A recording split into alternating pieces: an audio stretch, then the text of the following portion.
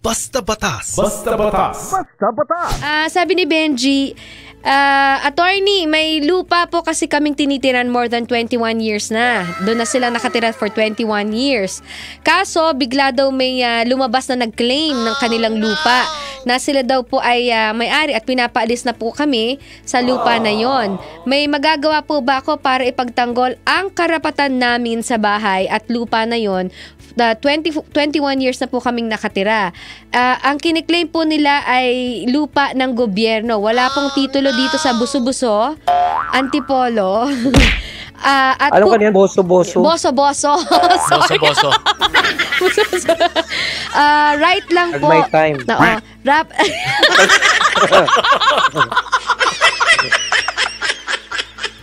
May time.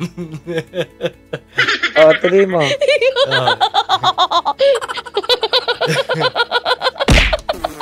Boso. Kasi naman mabihira ka. Sige. Ano ba? Nasaan ako? Kasi ganito, no? Excuse me po. Okay, ganito. Teka Kung lang, yan attorney, pasok ba siya sa Linalo? Hindi, ganito nga kasi yan. Ano? Kung ang lupa na yan ay pag-aari ng gobyerno, diba? At kayo ay matagal niyang andyan, dapat malaman natin kung ano ang klasifikasyon ng lupa na yan. Number one. Kung yan ba ay alienable or hindi. Ang alienable lang po na public land ay yung pang mga agricultural land.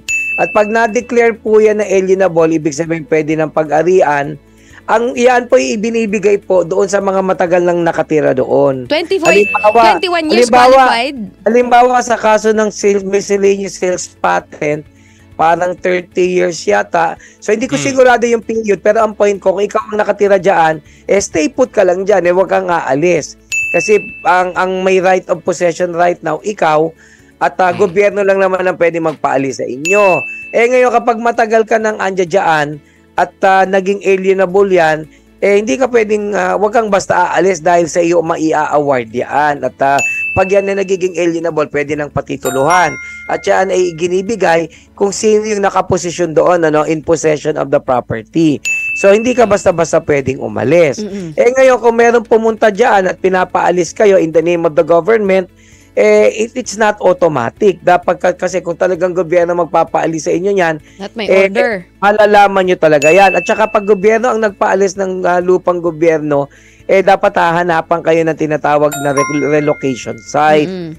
Oo, kasi yun ay applicable lang sa mga public land na illegally in-squat mo. Pero kung yan halimbawa private property pala, it turns out totoong merong may-ari. Pwede kanya sampahan ng kasong ejectment at hindi niya kailangan maghanap ng relocation site. Sapagkat siya ang may Ayan na nga. Ari ng lupa na yan at may titulo siya dyan, hindi ka basta pwede paalisin. Hindi ka pwedeng basta paalisin, kinakailangan, magdemanda siya sa korte. Hindi ba para paalisin ka? So, pero kung government land yan, syempre, wag kang basta bibigay kasi nga, by the time na maging alienable yan, ikaw ang magiging entitled. Panalangin mo at some point. So, basta wag kang aalis kasi may mga ganyan, tatakutin ka, talagang lahat ng pananakot, gagawin, sasabihin, may mumu dyan. Diba? Grabe pananakot naman yung mumu. Tinatakot ka umalis na kayo dyan, may mumu dyan. Ikaw talaga ang kulit mo, attorney.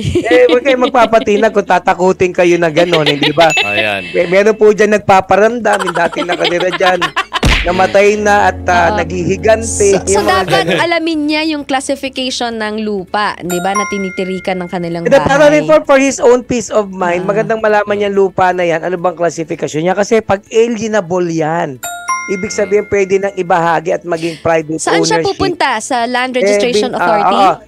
Binibigay yan sa kanila. Yan na sila ang may karapatan. Oo. Attorney Chico, saan siyang sangay ng gobyerno? LRA, pwede nilang itanong niya kung anong classification. Land Registration Authority. Diyan po sa inyong munisipyo. Punta po kayo dyan. Tanungin niyo po kung nasaan yun. Sir Benji, sana nasagot ni attorney na. Kahit sa provincial assessor lang kasi di ba nagbabayad ng mga amilyar. Ng mga amilyar. Pagka sinabi niyang hindi yang kasama dito, di malalaman niya na. Ayos. Basta Batas. Basta Batas. Basta Batas.